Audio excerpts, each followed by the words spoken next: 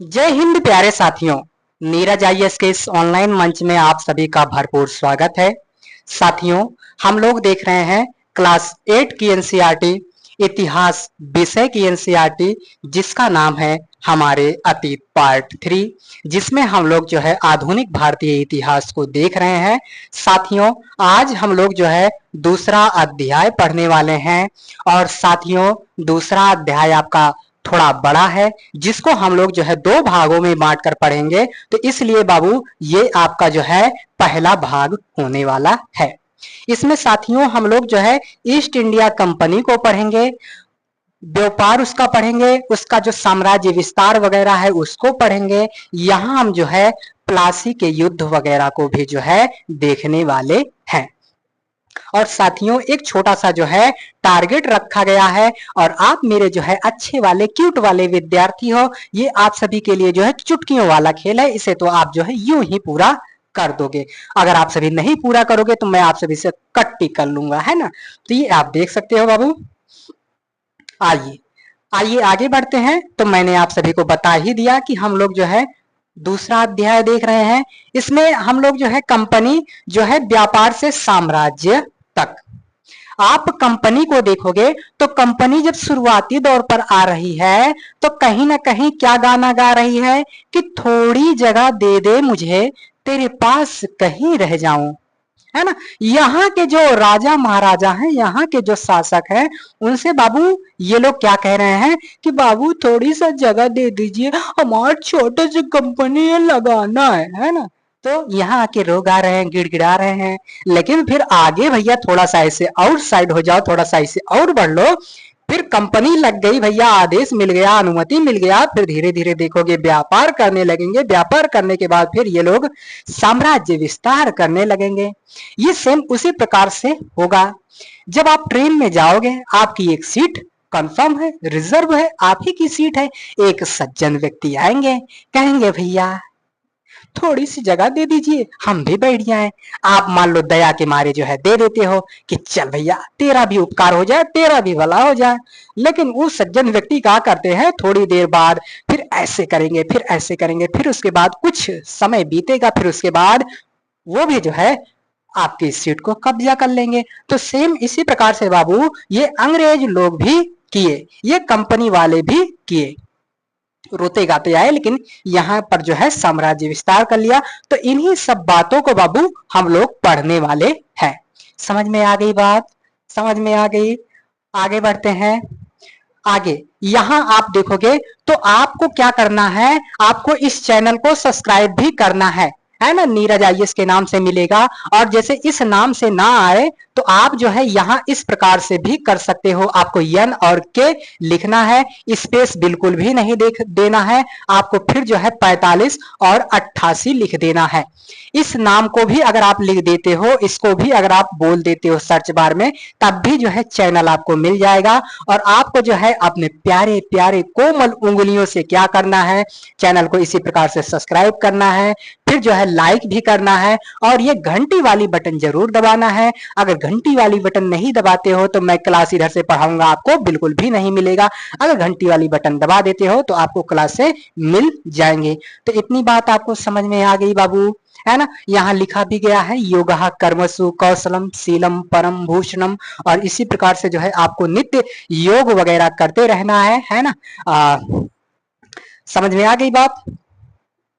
आगे बढ़ेंगे साथियों। अगर आपको जो है YouTube के बारे में पता चल ही गया कि आपको YouTube जो है कैसे ज्वाइन करना है, अगर आपको और भी कोई समस्या आती है बच्चे, तो आप जो है इस WhatsApp नंबर से भी जो है जुड़कर अपनी समस्या को दे सकते हैं। अगर आपको Facebook से जुड़ना है, टेलीग्राम से जुड़ना है, इंस्टाग्राम से जुड़ना है, WhatsApp से जुड़ना है ना, या ट्विटर वगैरह से जुड़ना है, तो आपको जो है वहां जाके जो है सर्च बार में क्या लिखना है, नीरज आईएएस लिखना है। आपको जो है आसान वे में आसानी से मिल जाएगा। आप वहां भी ज्वाइन हो सकते हो, वहां भी फॉलो कर सकते हो। तो इतनी बात आपको समझ में आ गई होगी बच्चे। जब इतना आप समझ लेते हो, है ना, इतना जब आपको जानकारी मिल जाती है, तो अब जो है हम लोग अपना कार्यक्रम स्टार्ट करते हैं। शुरू किया जाए। तो आप देखोगे भारत में ये यूरोपीय कंपनियां आ रही हैं। इनके आगमन का क्रम कौन सा है, इस पर भी जो है क्वेश्चन बना दिया जाता है। भारत में यूरोपीय कंपनियों का जो आगमन है, इस पर भी बाबू क्या कर दिया जाता है, क्वेश्चन बना दिया जाता है और कहा जाता है आपसे कि बाबू चलो इनका जो है आगमन का कौन सा क्रम है ये बता डालो। तो आपसे जो है क्रम भी पूछ लिया जाता है ना, लास्ट से जो है फर्स्ट और फर्स्ट से जो है लास्ट, तो आपसे क्रम पूछ लिया जाता है। तो आप सबसे पहले अगर देखोगे बाबू, तो सबसे पहले जो है पुर्तगाली आता है। आप वास्को डिगामा को देखोगे तो वास्को डिगामा जो है भारत सबसे पहले पहुंचता है, भारत की खोज करता है। अब कहोगे सर बहुत से लोग जो है भारत को खोजने आए, क्या भारत कहीं खो गया था? तो मैं कहूंगा बिल्कुल भी नहीं खोया था बाबू, भारत था। तो ये इस नाम से क्यों जाना जाता है कि भारत को खोजा? तो यह इसलिए कहा जाता है क्योंकि ये भारत को खोजने नहीं, भारत से व्यापार या पूरब की तरफ व्यापार करने के लिए जो है नए मार्गों का खोज कर रहे थे। इसी आधार पर जो है इतिहासकार कह देते हैं कि ये भारत की खोज है, भारत की खोज थी। समझ में आई बात?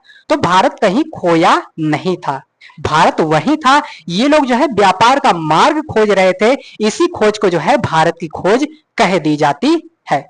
समझ में आ गई होगी बात? तो सबसे पहले पुर्तगाली वो वास्को डिगामा आता है, लेकिन उसके पहले बहुत से यात्री जो है प्रयास कर चुके थे लेकिन भारत नहीं पहुंच पाए, है ना, वो भटक कर जो है अन्य जगहों पर चले जाते थे। तो सबसे पहले ये आता है पुर्तगाली, फिर दूसरे नंबर पर डच आता है और तीसरे नंबर पर बाबू आप देखोगे तो ये आएगा अंग्रेज। अंग्रेज देखो प्रतिस्पर्धा के क्षेत्र में लेट आ रहा है, लेकिन ये धीरे धीरे जो है इन सब पर विजय प्राप्त करके भी जो है अपना साम्राज्य स्थापित कर लेगा। चौथे नंबर पर डेनिस या डेल्स आता है, उसके बाद सबसे लास्ट में बाबू फ्रांसीसी आता है और सबसे लास्ट में आने के बाद सबसे लास्ट में जाता भी है। तो ये क्रम जो है आपको प्रायः बहुत सी किताबों में डिफरेंस मिल सकता है, गलत मिल सकता है, तो बाबू ये क्रम सही है, ये एकदम सुटेबल क्रम है, इसे जो है आप नोट कर लीजिए, इसे जो है लिख लीजिए। इतनी बात को जो है आपने समझ लिया होगा बाबू। आगे बढ़ चलते हैं आगे। अब यहां आप देखोगे तो यहां ये यूरोपीय कंपनियां आ रही हैं, इसका उद्देश्य क्या है? कोई ना कोई तो कारण होगा कि ये लोग जो है आ रही हैं, ये लोग आने पर विवश हैं, मजबूर हैं। कोई तो कोई चीज होगा जो इन्हें खींचकर ला रहा होगा, है ना, कोई ना कोई। जैसे चुंबक आप देखोगे तो लोहे के पास जो है ना, लोहे को अपने तरफ खींच लेता है चुंबक, उसी प्रकार से कुछ ना कुछ तो रहा होगा।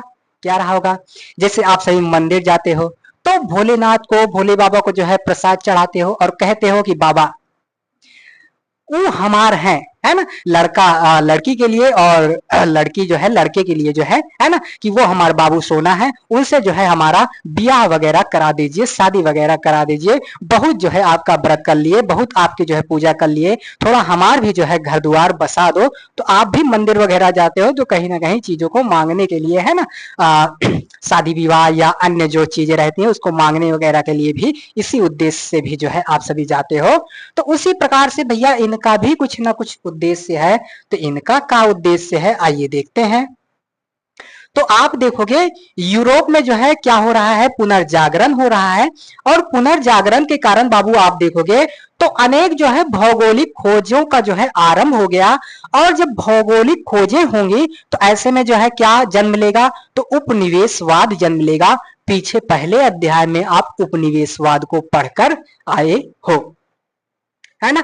यूरोप में पुनर्जागरण हो रहा है, पुनर्जागरण के कारण जो है नई नई भौगोलिक खोजें भी हो रही हैं, और भौगोलिक खोजों के कारण जो है उपनिवेशवाद ने जो है जन्म लिया, है ना, उपनिवेशवाद ने जन्म लिया। ये एक कारण था। दूसरा कारण क्या है कि पूरब की बेशुमार धन संपदा ने जो है आकर्षित किया इन यूरोपियों को, जो है यहाँ की धन संपदा ने, पूरब की धन संपदा ने क्या किया, आकर्षित किया, है ना। चुंबक, है ना, चुंबक लोहे की भांति जो है चुंबक की तरह जो है खींचा। समझ में आई बात? आपने जो है गजनबी वगैरह को देखा होगा, है ना, तमाम आक्रांता को देखा होगा, उसके बाद इधर नादिर शाह वगैरह आता है, अब्दाली वगैरह आता है, चंगेज आता है, तैमूर आता है, बाबर वगैरह आता है। तो कहीं ना कहीं ये धन दौलत जो है आकर्षित कर रहे थे इन लोगों को। तो ये भी एक कारण था। और एक कारण था भैया, ईसाई धर्म का जो है प्रचार प्रसार भी हो जाएगा इसी बहाने। लेकिन अगर मुख्य कारण देखा जाए, मेन मुद्दा देखा जाए, तो इनका मेन उद्देश्य बाबू था कि व्यापार भी करेंगे और अपने साम्राज्य का जो है विस्तार भी कर लेंगे। तो ये दो चीज जो है इनका मुख्य उद्देश्य था। इतनी बात जो है आप समझ में आ गया होगा। जब बाबू इतना आप समझ लेते हो, तो यहाँ आप देखोगे, और अभी जो है हाल फिलहाल में छावा मूवी आई थी, और जब संभाजी को जो है जंजीरों में बांधा जाता है, तब संभाजी कहते हैं कि जिस दिन तुम्हारी मृत्यु होगी उसी दिन से जो है, उसी के बाद जो है तुम्हारा ये सल्तनत, तुम्हारा ये मुगलिया साम्राज्य जो है तहस नहस हो जाएगा, ध्वस्त हो जाएगा। तो वही हुआ भी। जब औरंग की मृत्यु हो जाती है 1707 में, तो जितने भी मुगल वगैरह होते हैं, बादशाह वगैरह होते हैं, सब कमजोर हो जाते हैं, और कुछ कुछ जो है कठपुतली हो जाते हैं, और कुछ छोटे छोटे जो सूबेदार वगैरह थे, और कुछ जो है बड़े जमींदार वगैरह थे, वो लोग जो है शक्तिशाली हो गए, और ऐसे में जो है मुगलों का पतन वगैरह हो गया, है ना। तो मुगलों का जो है पतन वगैरह हो गया। और आप देखोगे कि क्षेत्रीय रियासतें जो है कायम कर ली थी। जैसे जैसे विभिन्न भागों में ताकतवर क्षेत्रीय रियासतें सामने आने लगी, दिल्ली अधिक दिनों तक अब क्या हुआ, प्रभावी केंद्र जो है नहीं रह सकी, है ना। ये औरंग जब तक था, तो ये जो है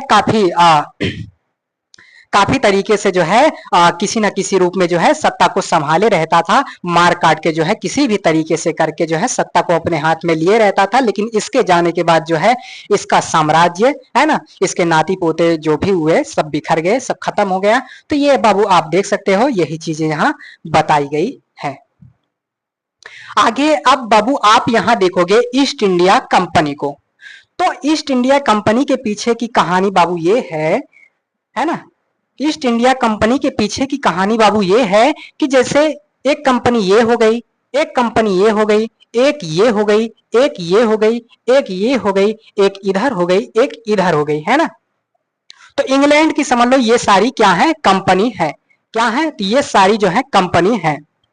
समझ लो एक आपके नाम की है, एक एक कंपनी, है ना, एक एक कंपनी आप सबकी है। तो इतनी सारी कंपनियां हैं इंग्लैंड की, लेकिन इसमें से एक कंपनी है ईस्ट, है ना, एक कंपनी है ईस्ट इंडिया कंपनी, है ना। बहुत सारी कंपनी है, लेकिन एक कंपनी होती है ईस्ट इंडिया कंपनी।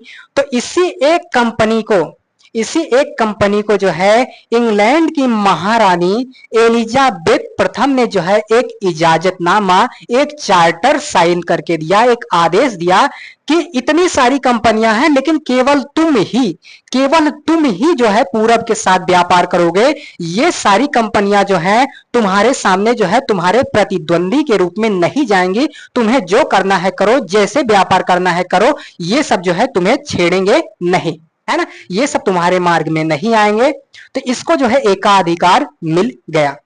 और जब इन्होंने जो है चार्टर पर साइन करके दिया, तो ऐसा नहीं कहा कि जाओ भारत से केवल व्यापार करो। इन्होंने जब चार्टर साइन करके दिया बाबू, तो इन्होंने कहा जो है पूरब से व्यापार।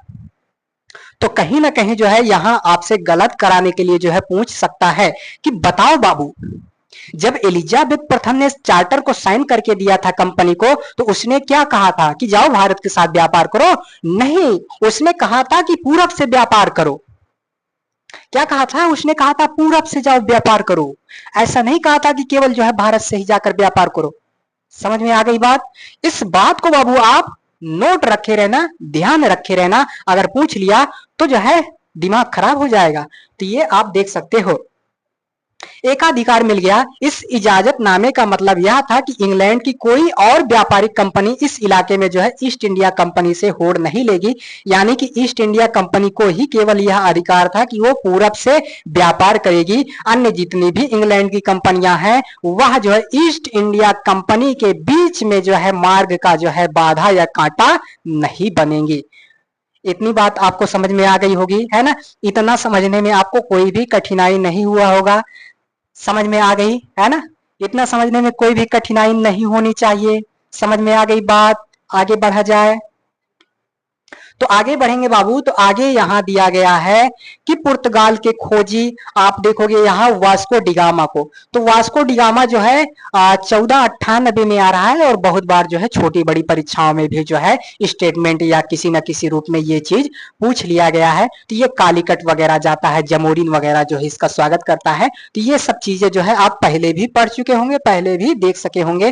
तो ये वही चीज बताया जा रहा है कि कैसे कैसे जो है पुर्तगाली आते हैं, फिर डच आते हैं, अंग्रेज आते हैं, और उसके बाद जो है डेनिश या डेंस आता है, फिर अंग्रेज आता है। तो वही सारी चीजें जो है यहाँ बताई जा रही हैं कि पहली बार भारत तक पहुंचने के इस समुद्री मार्ग का पता लगाया था 17वीं शताब्दी की शुरुआत तक।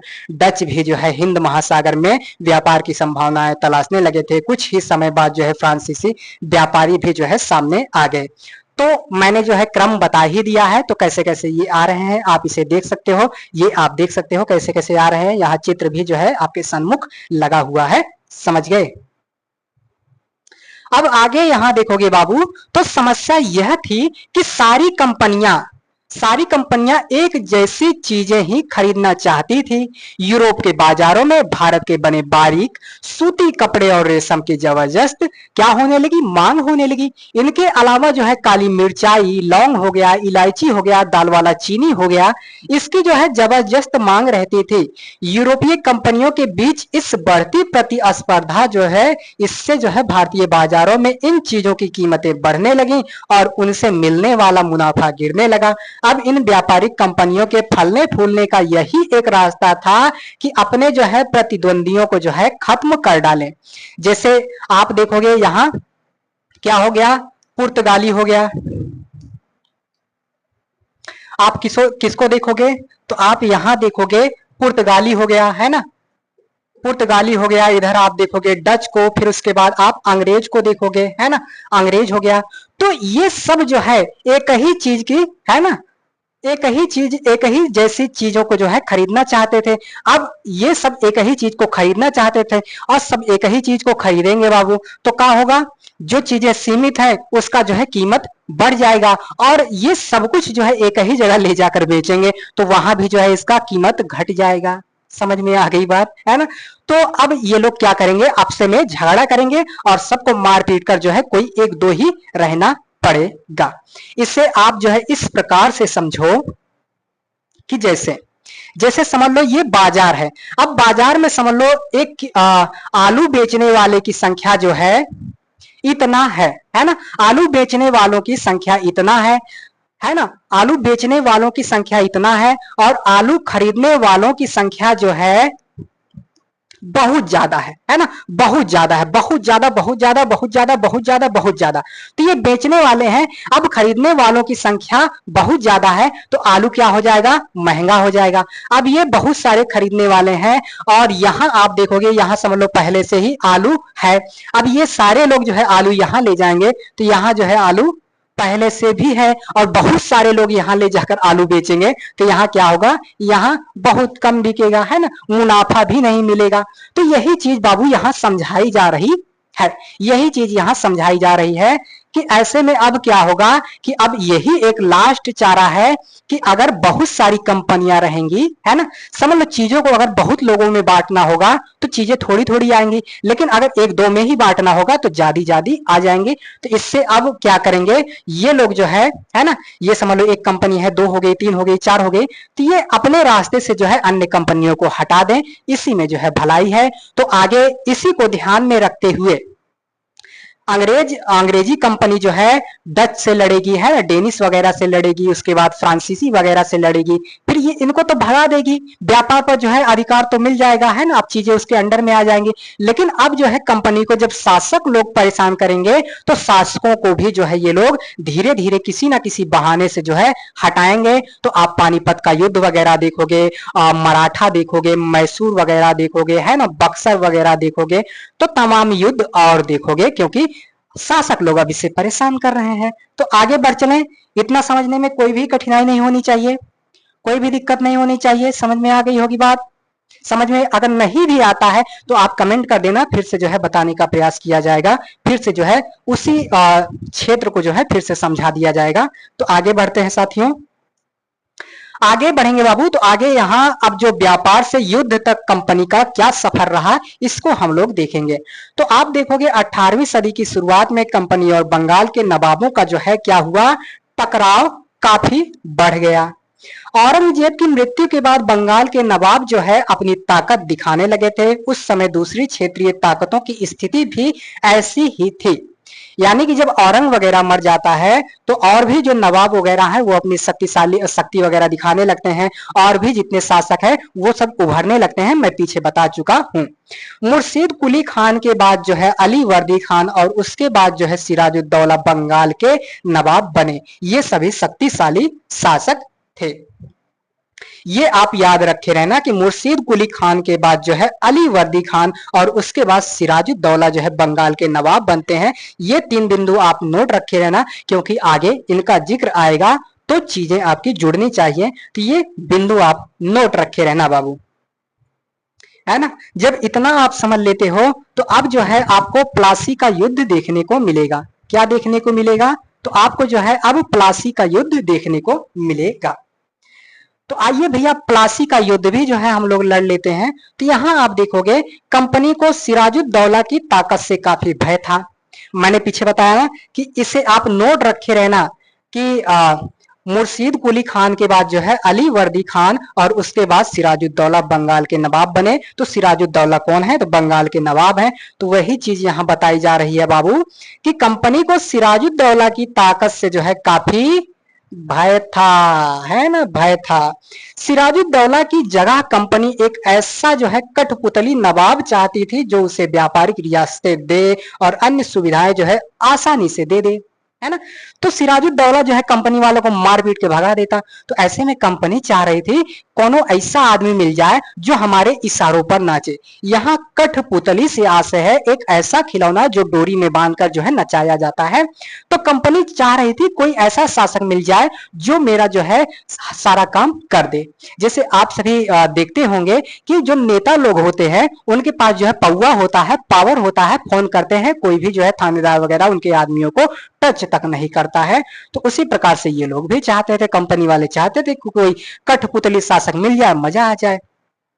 तो यहां तक आपने देख लिया, कंपनी ने प्रयास किया कि सिराजुद्दौला के प्रतिद्वंदियों में से किसी को नवाब बना दिया जाए। कंपनी को कामयाबी नहीं मिली, है ना।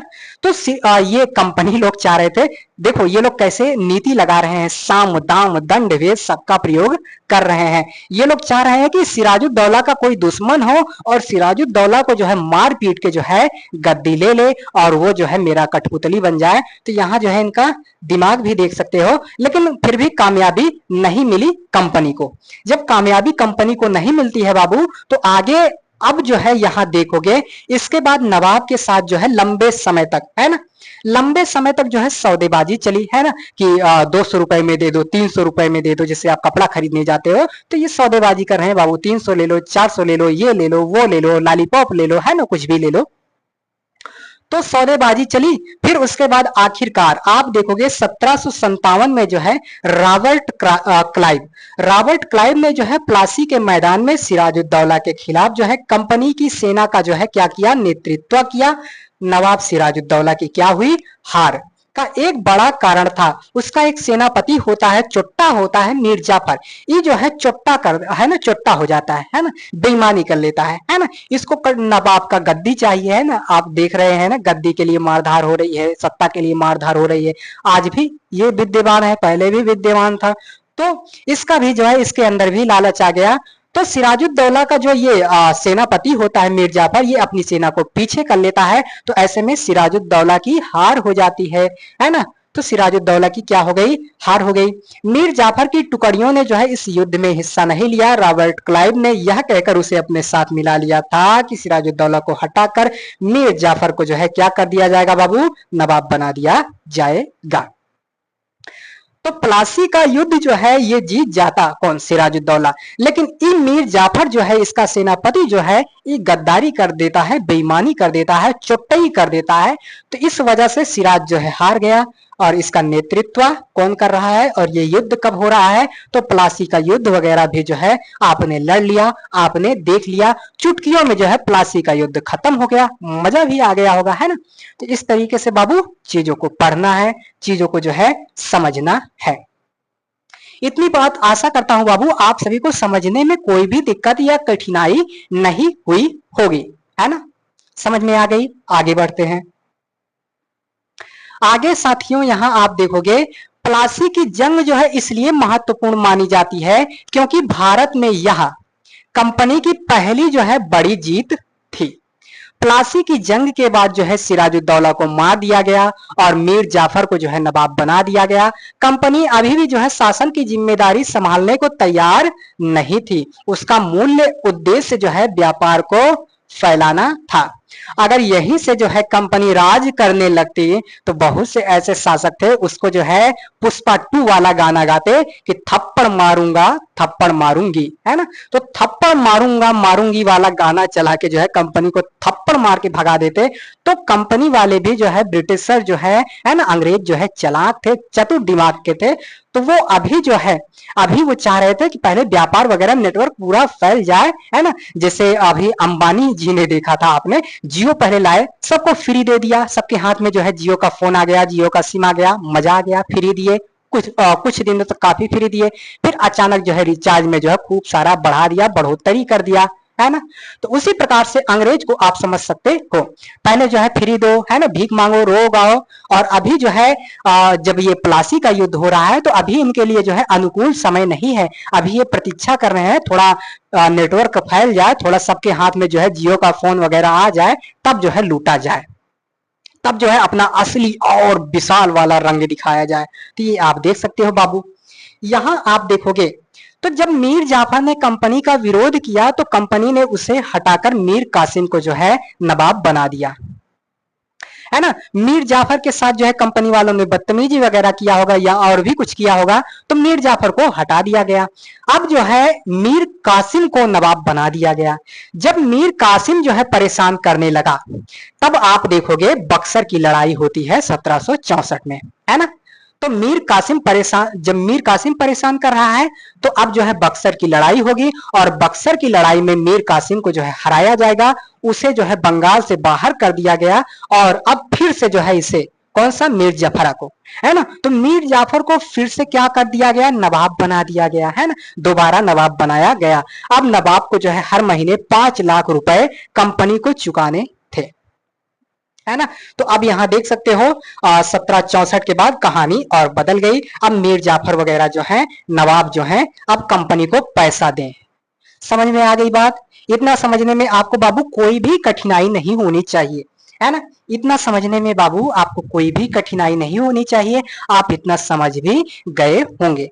जब इतना आप समझ लेते हो तो आइए आगे बढ़ते हैं। आखिरकार 1765 में मुगल सम्राट ने जो है कंपनी को ही बंगाल का प्रांत, है ना, आखिरकार 1765 में मुगल सम्राट ने जो है कंपनी को ही बंगाल प्रांत का दीवान नियुक्त कर दिया। ये देखो कंपनी जिस मौके की तलाश में थी, है ना, जिस मौके की तलाश में कंपनी थी, अब देखो कंपनी को मौका भी मिल गया कि ये तो जो है आपने दिया है, आपका उपहार है, आपका गिफ्ट है और मौका मिल गया। अब मौका मिल गया तो इसी पर जो है कंपनी चौका मार देगी, है ना। 17 मुगल सम्राट ने जो है कंपनी को ही बंगाल प्रांत का जो है दीवान नियुक्त कर दिया।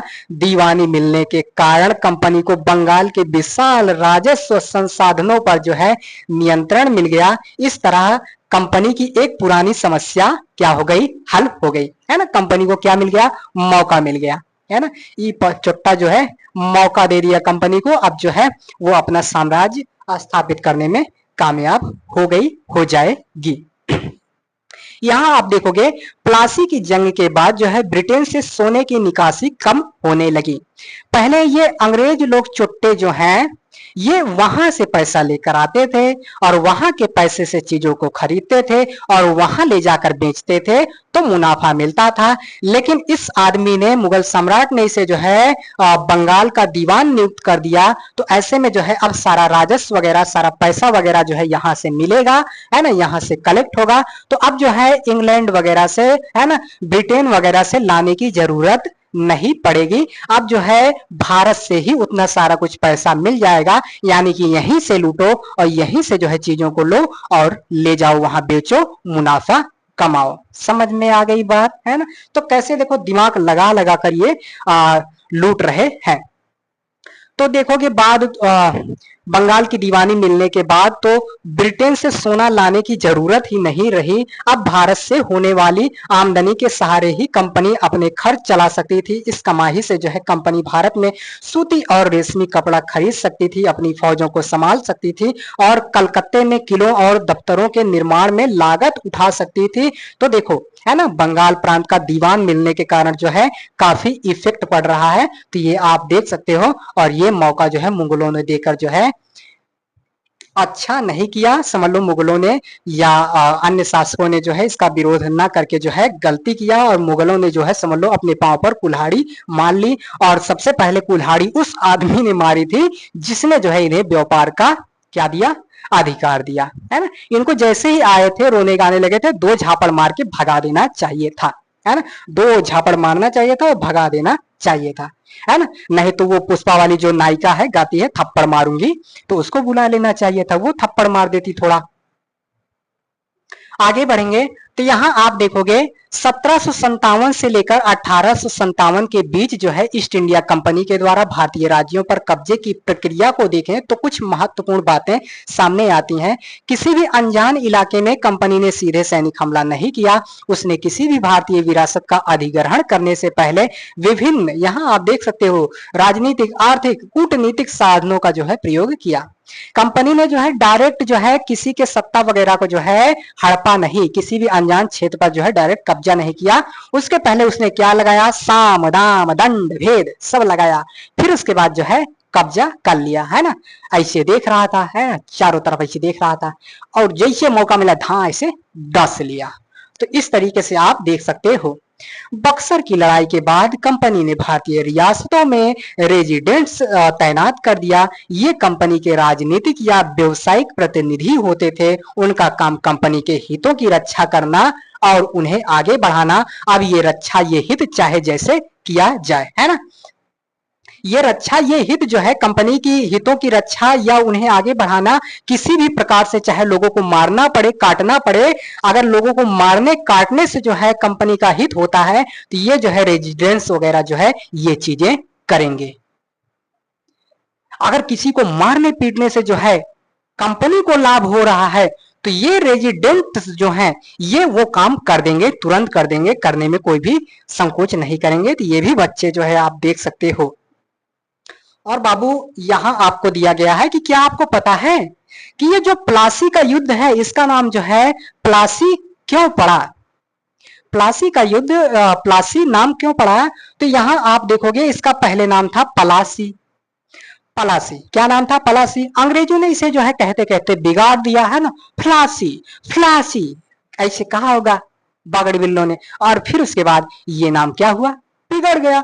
जब ये नाम बिगड़ गया, ये नाम पड़ा क्यों था? तो आप देखोगे यहां जो है पलास के फूलों के कारण जो है इस स्थान को, इस युद्ध को जो है पलासी नाम वगैरह पड़ा होगा, है ना। तो यहां आप देख सकते हो पलास के जो है लाल लाल फूल, है ना, खूबसूरत लाल फूलों से गुलाल बनाया जाता था जिसका होली पर जो है प्रयोग वगैरह किया जाता है। तो बाबू इससे जो है पलास के ये जो फूल हैं इससे गुलाल वगैरह वगैरह भी जो है बनाया जाता है। और ये कठपुतली है, धागा लगा हुआ है, डोरी में बांध कर जो है इसे नचाया जाता है। ओ कठपुतली नाचेगी नाचेगी नाचेगी, है ना। तो ऐसे जो है इसे नचाया जाता था।